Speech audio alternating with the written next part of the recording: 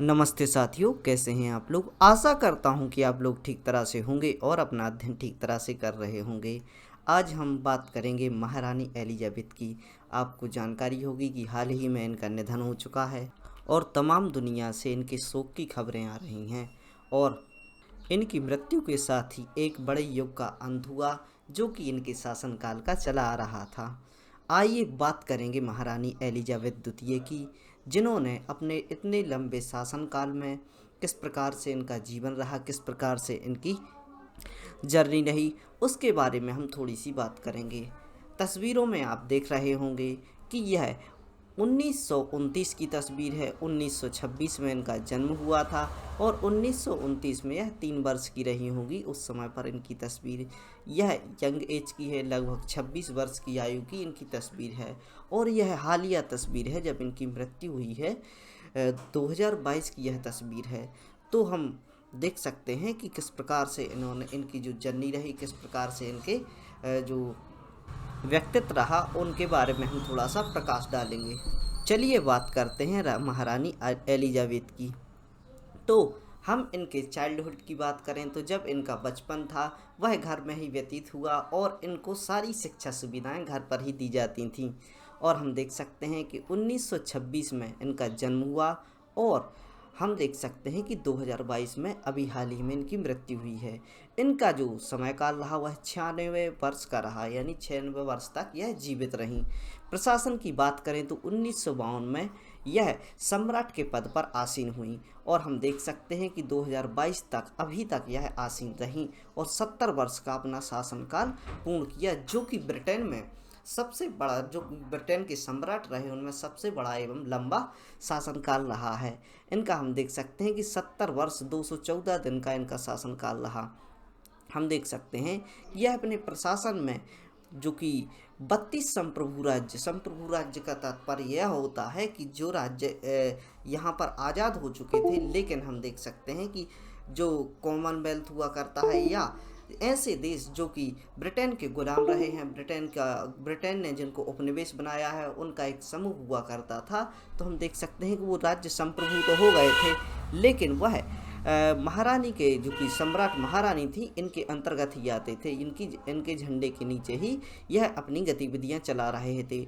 तो हम देख सकते हैं कि यह अपने शासनकाल में जो पीक में जो भी इनका शासनकाल रहा, प्रारंभ में तो हम देख सकते हैं कि लगभग 15 देश इनके अंतर्गत आया करते थे और धीरे धीरे इन्होंने अपने व्यक्तित्व के चलते और देशों को भी सम्मिलित किया। तो 32 संप्रभु राज्यों की यह रानी रहीं तथा इनकी मृत्यु के समय 15 राज्यों की यह साम्राज्ञी के रूप में रही। यानी अभी तक हम देख सकते हैं कि 2022 में 15 देश ऐसे देश हैं जो कि ब्रिटेन के अंतर्गत आते हैं और इनको अपनी साम्राज्ञी स्वीकार करते हैं। इनकी राज्याभिषेक की बात करें तो 1953 में इनका राज्याभिषेक हुआ और उत्तराधिकारी की बात करें कि इनके जो उत्तराधिकारी हैं वह चार्ल्स तृतीय होंगे। यानी अब हम देख सकते हैं कि इनके मृत्यु के बाद चार्ल्स तृतीय को सम्राट बनाया जाएगा, जो कि आपको याद रखना चाहिए। इनके पूर्व जॉर्ज पंचम यहाँ के सम्राट हुआ करते थे और जॉर्ज पंचम की तस्वीर हम अभी देख सकते हैं कि जो हमारा राजपथ बनाया जा रहा है उससे चर्चित है। यहाँ पर इनकी जो स्टैचू है उसको हटाकर जो कि नेताजी सुभाष चंद्र बोस की तस्वीर या स्टैचू वहाँ पर लगाई गई है। तो हम देख सकते हैं कि यह भी चर्चा में रहे और भारत की आज़ादी के समय जॉर्ज पंचम ही यहाँ पर हुआ करते थे। अब जीवन संगी की बात करें, इनके जो पति हैं उनका नाम है राजकुमार फिलिप तथा इनका राजघराना था बिटसन राजघराने से यह आया करते थे। स्पेनिश के यह पूर्व में राजा हुआ करते थे। आइए आगे देख सकते हैं महारानी एलिजाबेथ द्वितीय के बारे में। महारानी जॉर्ज पंचम एवं एलिजाबेथ की प्रथम संतान थी। यानी जॉर्ज पंचम जिनके बारे में हमने बात की, इनके पूर्व जो सम्राट थे उनकी यह पुत्री हुआ करती थी या प्रथम पुत्री हुआ करती थी।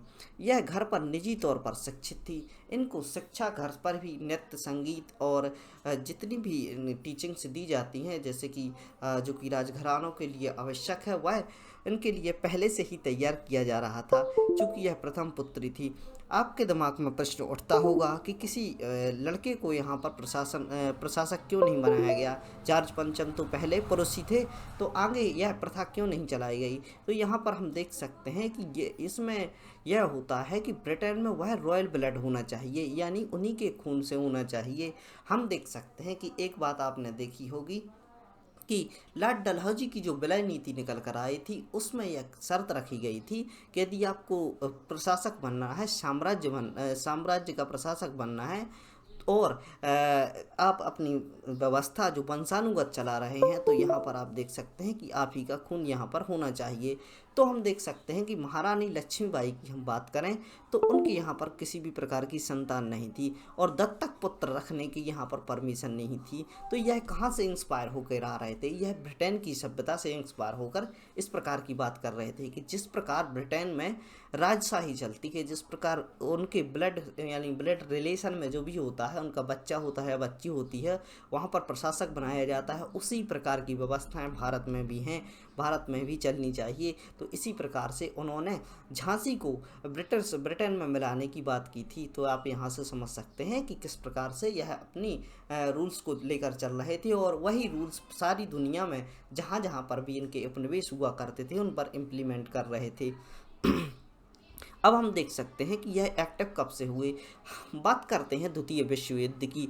1941 से लेकर 1945 तक तो द्वितीय विश्व युद्ध हुआ। तो द्वितीय विश्व युद्ध के समय यह सार्वजनिक कर्तव्यों को पालन करने के लिए सामने निकल कर आई। इनके द्वारा इस प्रकार के कार्यों में एक्टिव कराया गया कि यह भविष्य में जाकर कुछ राजनीतिक कार्य भी करें।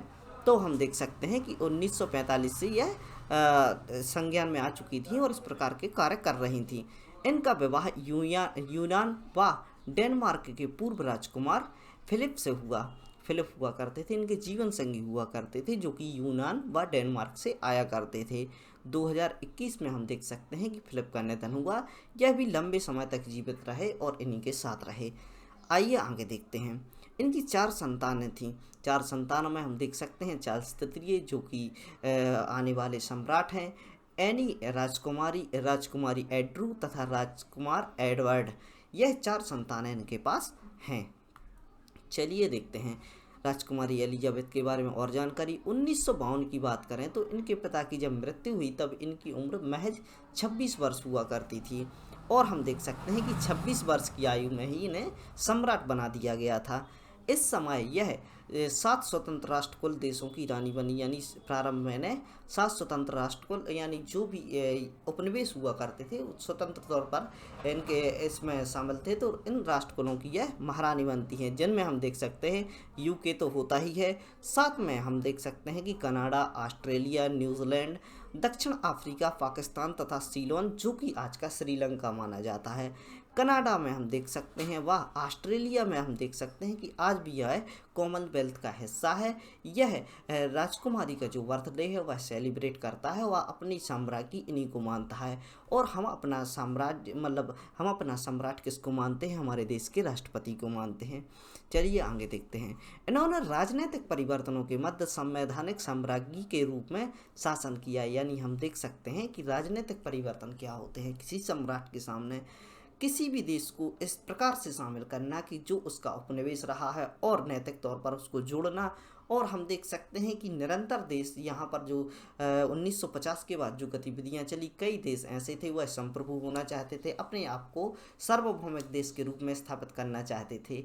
जैसे कि हम देख सकते हैं कि भारत द्वारा जो नरेंद्र मोदी जी हैं, उनके द्वारा अभी हाल ही की स्पीच में कहा गया कि हम गुलामी की एक भी वस्तु को अपने यहाँ पर, एक भी निशान, एक भी वस्तु को अपने यहाँ पर नहीं रखेंगे। तो इस प्रकार कई देशों की ऐसी नीतियाँ रहीं कि गुलामी की जंजीर को तोड़ते हुए एक भी प्रकार के ऐसे चिन्ह व किसी भी आइकॉन के तौर पर हम इसको स्वीकार नहीं करेंगे। और कई देश ऐसे रहे जो कि अपने आप को ब्रिटेन के साथ जोड़ना चाहते थे, वह देश इनके साथ रहे। जैसे जैसे देशों में स्वतंत्रता मिलती गई, इनमें कुछ गणराज्य बन गए तथा कुछ क्षेत्रों में लगातार परिवर्तन हुआ। इन्हीं परिवर्तनों के साथ यह साम्राज्य बनी रही। हम देख सकते हैं कि इनका जीवन रहा बहुत ही सामान्य रहा, किसी भी प्रकार के डिस्प्यूट इनके बारे में नहीं देखे जा सकते, ना ज़्यादा सोशल मीडिया पर एक्टिव। जैसे एक राजघराने का कोई व्यक्ति होता है, कोई सम्मानीय व्यक्ति होता है, उस प्रकार से यह अपना जीवन जीती थी। इनके द्वारा एक बार कहा गया कि इनकी जो बहू हुआ करती हैं उनके लिए प्रशासन आगे प्रशासन दिया जाए। तो इनके द्वारा कहा गया कि जिस प्रकार से एक सम्राट का स्टैंडर्ड होता है वह मेंटेन किया जाता है, अभी मुझे इसमें मतलब अभी किसी भी अपने जो उत्तराधिकारी हैं उसमें इस प्रकार के लक्षण नहीं दिखते कि मैं साम्राज्य ट्रांसफ़र कर सकूं। चलिए तो देखते हैं और आगे इनके बारे में। महारानी एलिजाबेथ द्वितीय की जो राजकीय यात्रा रही उनके बारे में हम देख सकते हैं कि इन्होंने यात्राएं भी की। तो यात्रा में हम देख सकते हैं कि 1986 में यह चीन गई, 1994 में रूस की यात्रा की तथा 2011 में आयरलैंड गणराज्य की यात्रा की तथा 5 पोप के साथ ऐतिहासिक यात्राएं की। महारानी लंबे समय तक शासन करने वाली सबसे पहली तथा सबसे लंबे समय तक जीवित रहने वाली ब्रिटिश सम्राट थीं। यानी हम देख सकते हैं कि ब्रिटेन में इनसे अधिक प्रशासन किसी ने नहीं किया है, किसी भी सम्राट ने नहीं किया है और इनसे अधिक समय तक कोई भी सम्राट जीवित भी नहीं रहा है। तथा हम देख सकते हैं कि विश्व में यह दूसरे सबसे लंबे समय तक शासन करने वाले सम्राटों में शामिल थीं। तो यानी हम देख सकते हैं कि एक और ऐसे सम्राट हुआ करते थे जो कि फ्रांस के लुई 14वां हुआ करते थे, इनके द्वारा इनसे भी अधिक समय तक शासन किया गया। तो यह पूरे विश्व में दूसरे नंबर की ऐसी शासक हैं जिनके द्वारा अपने एक लंबा प्रशासन किया गया।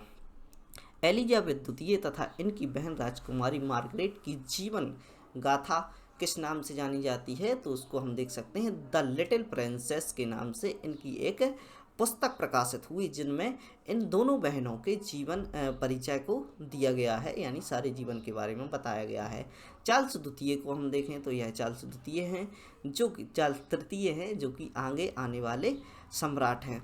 और इन्हें हम देख सकते हैं जॉर्ज पंचम, जो कि इनके पूर्व में यहाँ के सम्राट हुआ करते थे ब्रिटेन के, जो कि भारत की आज़ादी के समय यह सम्राट हुआ करते थे।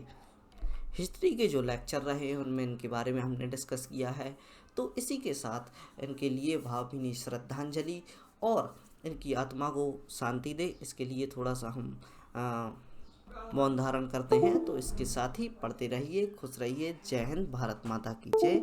मिलते हैं आपसे पॉलिटी के और लेक्चर्स में। धन्यवाद।